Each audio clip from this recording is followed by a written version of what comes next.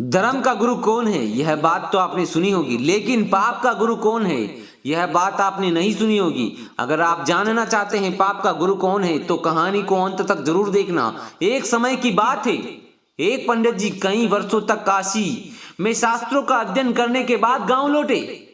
पूरे गांव में शोहरत हुई कि काशी से शिक्षित होकर महान पंडित जी आए हैं और धर्म से जुड़े किसी भी पहेली को सुलझा सकते हैं। शोहरत सुनकर एक किसान उनके पास आता है और उसने एक प्रश्न पूछ लिया, पंडित जी आप हमें बताइए कि पाप का गुरु कौन है, पाप का गुरु कौन है। प्रश्न सुनकर पंडित जी चकरा गए। उन्होंने धर्म व आध्यात्मिक गुरु तो सुने थे, लेकिन पाप का भी गुरु होता है, यह उनकी समझ और ज्ञान के बाहर था।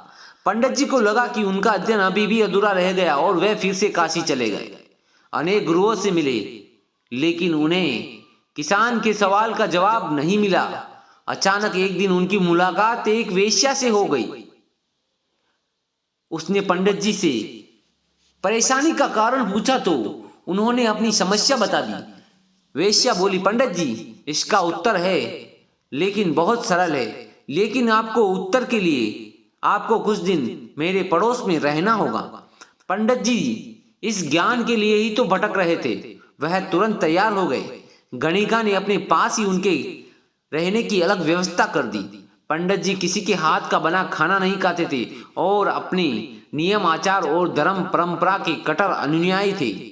गणिका के घर में रहकर अपने हाथ से खाना बनाते थे और बड़े आराम से जीते थे। लेकिन सवाल का जवाब अभी नहीं मिला था। सवाल का जवाब अभी तक नहीं मिला था। वह उत्तर की प्रतीक्षा कर रहे थे। एक दिन वेश्या बोली, पंडित जी आपको भोजन पकाने में बड़ी तकलीफ होती है। यहाँ देखने वाला तो कोई और है नहीं। आप कहे तो मैं नहा धोकर आपके लिए भोजन तैयार कर दिया करूंगी। पंडित जी राजी करने के लिए उसने लालच दिया। पंडित जी को लालच दिया, यदि आप मुझे इस सेवा का मौका देंगे तो मैं दक्षिणा में 5 स्वर्ण मुद्राएं प्रतिदिन आपको दूंगी। स्वर्ण मुद्रा का नाम सुनकर पंडित जी विचारने लगे।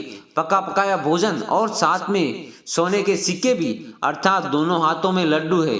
पंडित जी ने अपना नियम, व्रत, आचार विचार, धर्म सब कुछ भूल गए। उन्होंने कहा, जैसी तुम्हारी इच्छा, बस विशेष ध्यान रखना कि मेरे कमरे में आते जाते तुम्हें कोई देखे ना। पहले ही दिन कई प्रकार के पकवान बनाकर उसने पंडित जी के सामने परोस दिया, पर जो ही पंडित जी खाना चाहा उसने सामने से परोसी हुई थाली खींच ली। इस पर पंडित जी को क्रोध आ गया और बोले, यह क्या मजाक है। तब वेश्या ने कहा, यह मजाक नहीं है पंडित जी, यह तो आपके प्रश्न का उत्तर है। यहाँ आने से पहले आप भोजन तो दूर किसी के हाथ का पानी तक नहीं पीते थे, मगर स्वर्ण मुद्राओं की लोभ में आपने मेरे हाथ का खाना भी स्वीकार कर लिया। यह लोभ ही पाप का गुरु है।